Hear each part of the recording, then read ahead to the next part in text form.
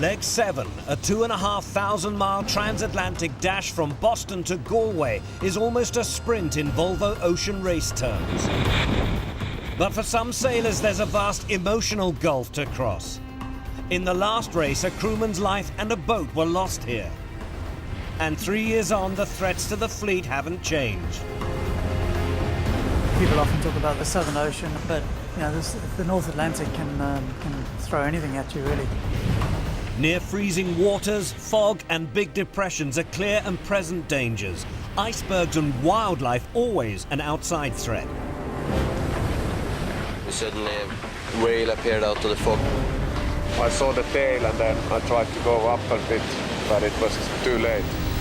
And even if the wind and waves back off, the 7 crews will not. Yeah, you're kicking ass here, holding bearing, and he's falling off fluid, so good stuff. First to the Newfoundland scoring gate by just 35 seconds, Telefonica Blue's hopes of catching overall leaders Ericsson 4 are only just alive. We're all within a mile roughly of each other, so that's quite exciting. But if Bauer-Becking's men do win the race to Galway, and the likes of Ken Reid's Puma or Fernando Echevari's Telefonica Black join them on the podium, there could yet be anxious moments for Ericsson 4's skipper, the legendary Torben Grail. Revitalised in Rio, Tune Bermudez and Delta Lloyd may also make the frame. And no one wants to reach the west coast of Ireland more than Ian Walker's men on Irish-Chinese entry Green Dragon. Full circle for the float, full circle for the team, bring the whole thing back to where it started from. Just 25 miles now separate the first 5 boats. And there's a big southwesterly building ahead. Hearts and boats could be broken, speed records may fall. Hold on tight, the fleet is on the gas for Galway.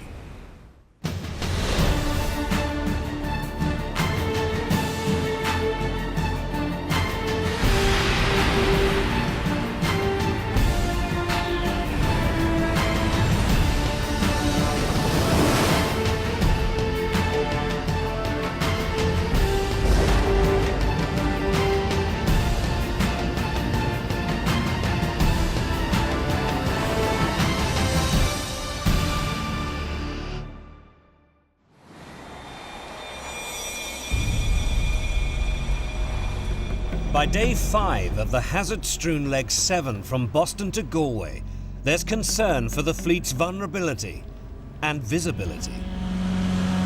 Too strange like this, huh? Quite eerie, as they say.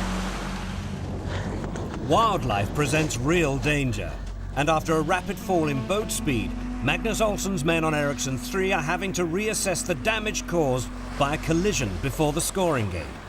I saw one whale just a couple of minutes ago, and then suddenly I saw one spin just right in front of us on the windward side. I saw the tail and then I tried to go up a bit, but it was too late. It's a pity. But it was good that we took our spare daggerboard. They almost didn't. The decision in Boston to ensure against collision at the expense of overall weight proved an inspired one. What do you guys think? I think bring it. I think we should probably take it out. That's my gut thought. There's plenty of ahead out there. Looking at the damage, there was nothing to do really. It's quite badly damaged, the daggerboard. So now we're working on to get the daggerboard out of the boat and get a new one in, and we have around 1 hour before we want to tack, so a little pressure on.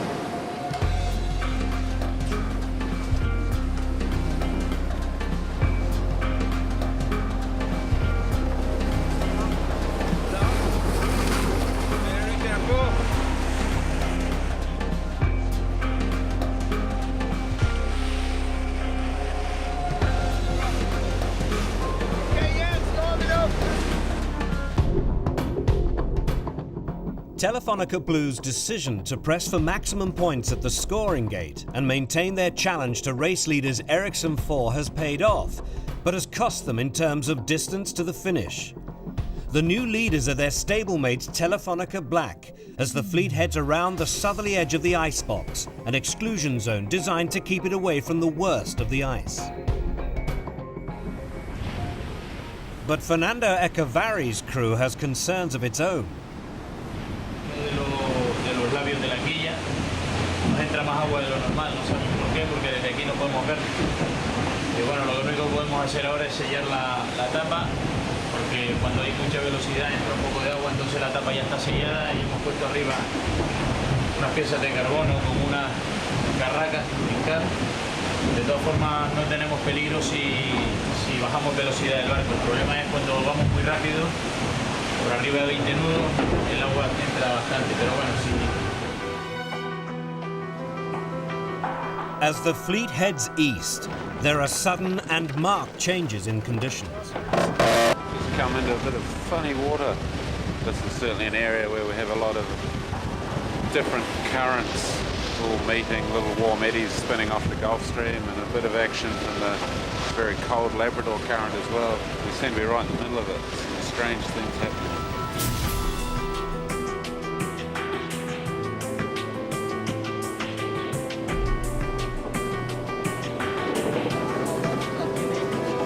It's an amazing area, this. Unbelievable. And we have dolphins now, a lot of sea life. It's really nice. We like the Gulf Stream. Hip parade for the Gulf Stream.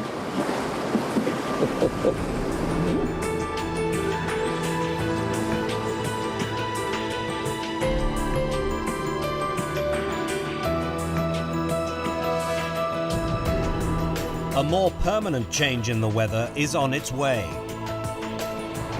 So we've had a gorgeous day of sailing, but come this time tomorrow or even tomorrow morning, it'll be very, very different.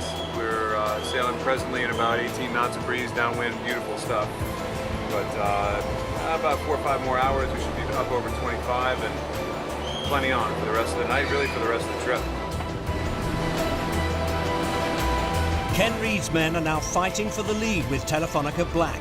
Their disappointment of being beaten to the Newfoundland scoring gate fast receding. Day 5, 1,200 miles to go. Last 24 hours has been ripping. Fantastic sailing all through yesterday. Breeze picked up during the night. It's all good. We've kept the big gear up. And as you can see, racing is pretty close.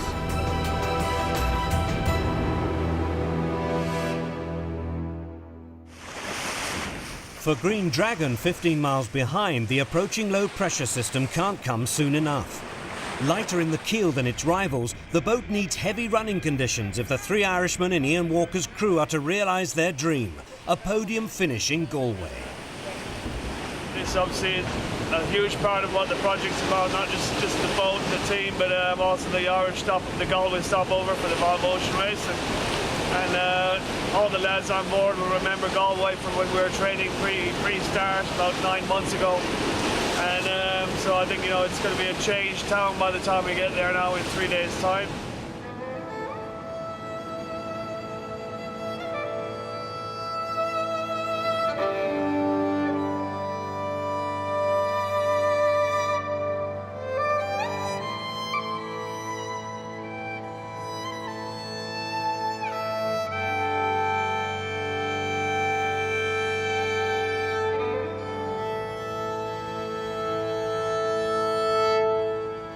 For the 60,000 inhabitants of Galway on the west coast of Ireland, hosting a stopover of the Volvo Ocean Race will be a new experience. The city is more often the venue for arts, cultural and food festivals, but the locals are catching on fast. Our boat's called the Green Dragon. This was one of the biggest events of all I've ever seen in this city. Everyone's really excited about it, and the city's been really revamped at the moment, so it's great. We're very proud of the crew and the Green Dragon, very proud of the organisers of Let's Do It Galway. Our big day is here now. The weight of expectation may be building in Green Dragon's home port and among the 200,000 strong online race fans contributing to their key decisions. But out in the Atlantic, the pressure is falling fast. It's pretty wild out here at the moment, so I'd like to say it's good fun sailing, but it's a horrible seaway, so it's really hard to drive the boat at the moment. Looking forward to getting to Galway, and all the guys are pretty excited about getting in. In the early hours of day 6, the leading boats clear the southeastern tip of the ice exclusion zone. And when the wind swings to the southwest and the pace quickens, Ericsson 4 makes its move.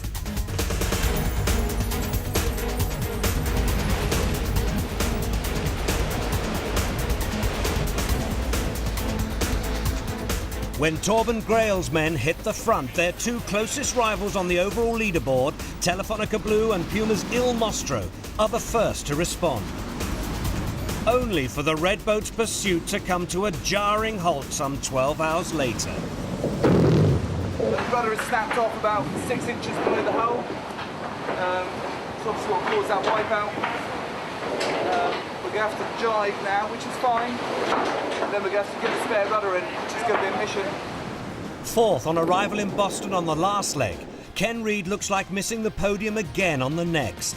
Is Il Mostro's challenge about to fall apart?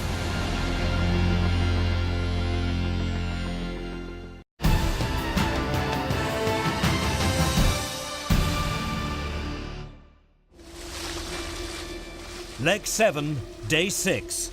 With 950 miles of the transatlantic dash to Galway on the west coast of Ireland still to complete, Puma's Il Mostro has shattered its port rudder in pursuit of the overall race leader Ericsson 4.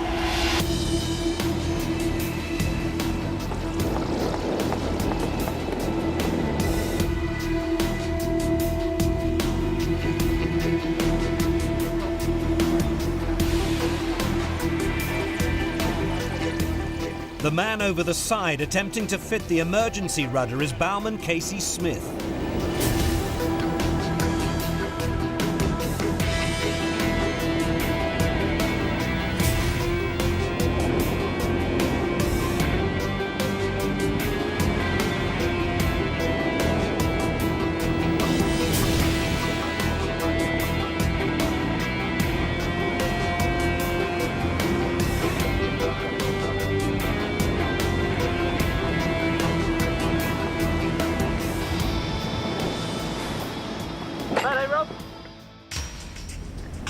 Reid's men recover quickly, but drop to fourth behind Telefonica Blue and Delta Lloyd.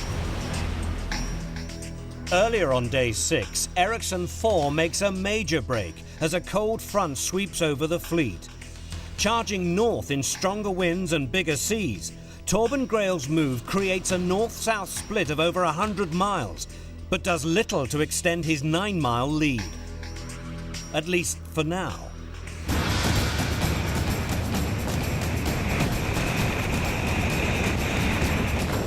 By the beginning of day 7, the fleet is screaming downwind in 30 knots of westerly breeze.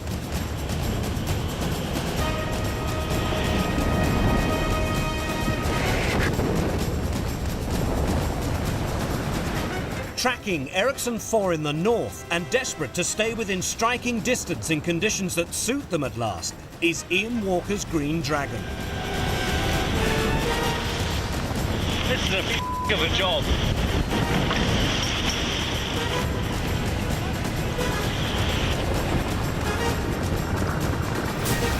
Leading the charge in the south, just ahead of Delta Lloyd and a fast recovering Il Mostro, is Telefonica Blue. Second overall, Bauer Becking's crew must also keep pace if they are to keep their challenge alive and handle better the heavy downwind conditions they've struggled with in the past.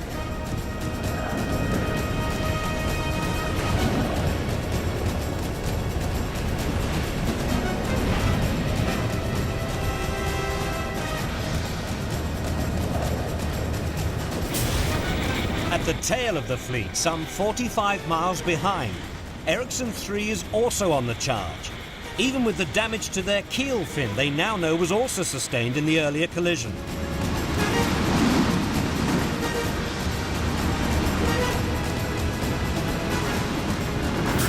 But it's the Green Dragon that is reveling most in the heavy conditions.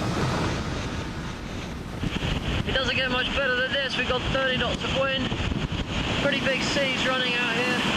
We are about 600 miles west of Galway, and it is really, really close between all the boats. There's Ericsson 4 about 25 miles ahead of us, and then a pack of 4 boats 100 miles away, who hopefully we're going to jibe and cross, but it all depends on the wind shift and how fast we can sail in the next 10 hours. The next 12 hours of this race is absolutely crucial. We're going to push this boat as hard as we can. We want to try and get on the podium. But have they pushed too hard? Later on day 7, Walker's crew breaks the tack line on their reaching spinnaker.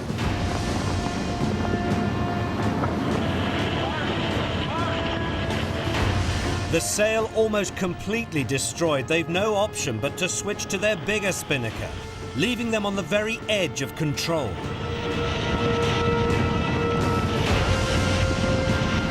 The fleet's last big tactical call of the race is their final jibe. A right-hand turn east towards Galway.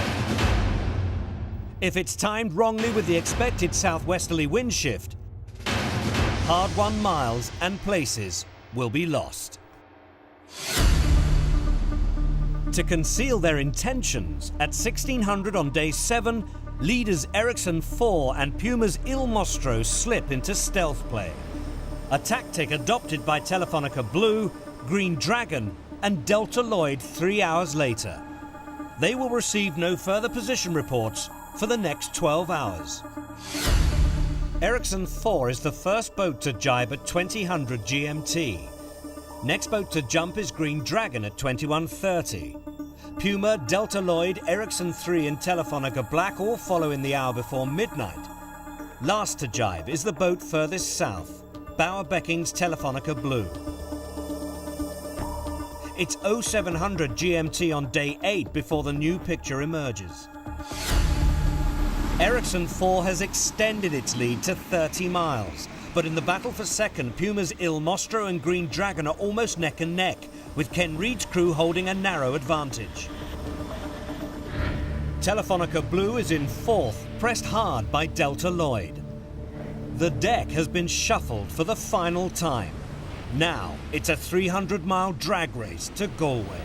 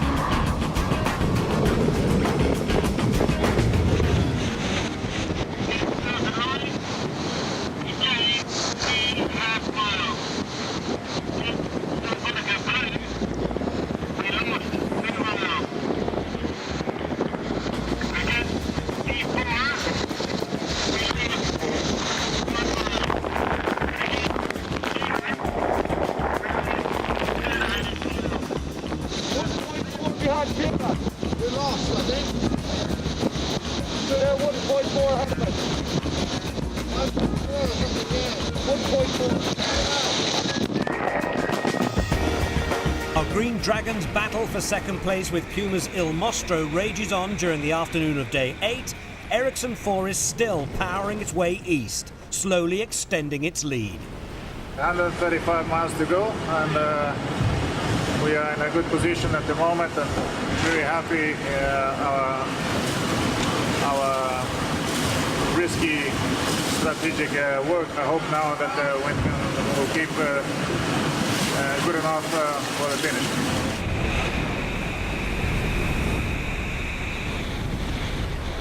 And these boats are made for this. It's Atlantic Ocean, 30 knots of breeze, 30 knots of boat speed, big seas. The important thing is in these conditions though, is not only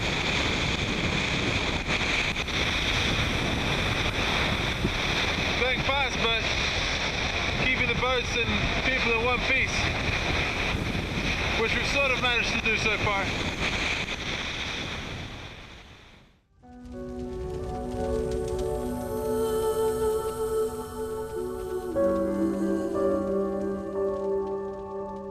At 2200 GMT, the race leaders reach the Aran Islands, just over 40 miles from their destination.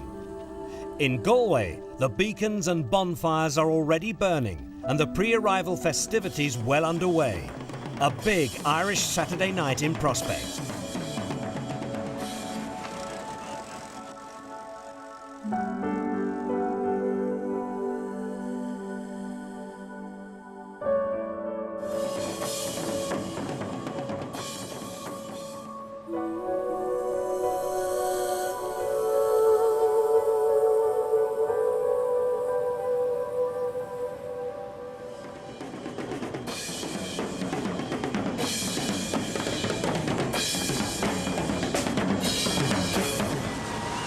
At 0:55 GMT on Sunday morning, day 9, Ericsson 4 crosses the finish line in Galway to win leg 7 of the Volvo Ocean Race.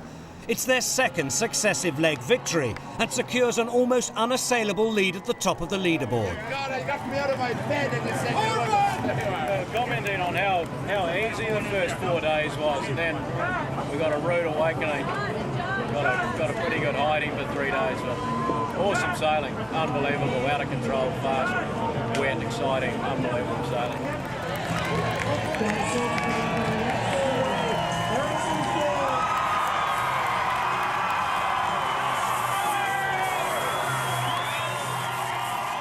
Torben Grail's men are safely home. But what of the battle for second? Would the next boat to arrive be the red of Puma's Il Mostro or the green of Green Dragon? The people of Galway would have to wait a little longer to welcome their hometown heroes. After failing to make the podium in their home port of Boston at the end of leg 6, Ken Reid and the crew of Puma's Il Mostro take second in Green Dragons at the end of leg 7. Their rudder may have broken, but their resolve did not. It's almost like we thrive on adversity, you know? We don't know how to just be normal. Whenever something goes really bad, that's when we thrive. I don't know why, but I couldn't be more proud of this team.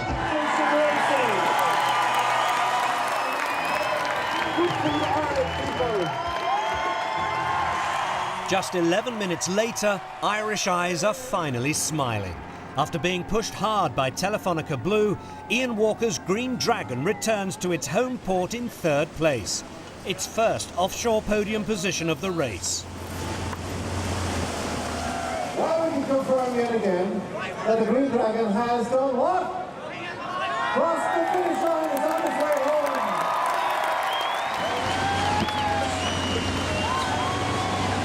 I'll tell you what, fellas, pretty impressive to have this many people out.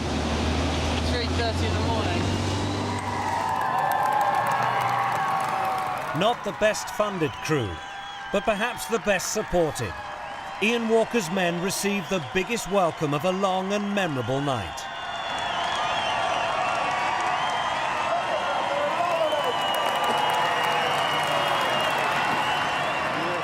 Unbelievable, absolutely unbelievable. It's like 3:30 in the morning. We thought everybody would be in their beds. Phenomenal. The last 10 hours when we knew Blue were going to catch us, and I think if I had £1 for every time I asked whether they were getting closer or not, I'd be a rich man. In the end, the lads just told me to shut up. Being an Irishman on an Irish boat, arriving in Ireland in the Volvo Ocean Race, and look at it.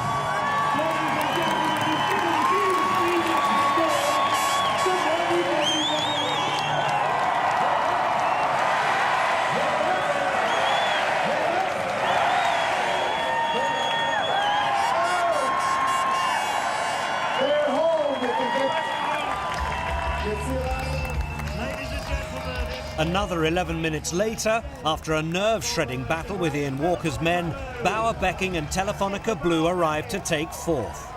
Well done, mate. Good on you. Nice one. 5th boat to reach Galway, an hour after Telefonica Blue, is Tuni Bermudez's Delta Lloyd. One-time leaders Fernando Echevari's Telefonica Black claims 6th, while just before 6 o'clock on Sunday morning, Magnus Olsen's Ericsson 3 sail in with the Dawn to take 7th. Ericsson 4's win on leg 7 extends their lead over 2nd place Bauer Becking and Telefonica Blue to 14.5 points, a virtually impregnable position. Ken Reid's second place in Galway now moves Puma's Il Mostro to within 1.5 points of Becking, while Ian Walker's famous third place finish closes the gap slightly between Green Dragon and Ericsson 3 in fourth. Less than 7.5 days after leaving Boston, the whole fleet has crossed the North Atlantic and is enjoying the hospitality of Galway. All crews and boats this time safe and well.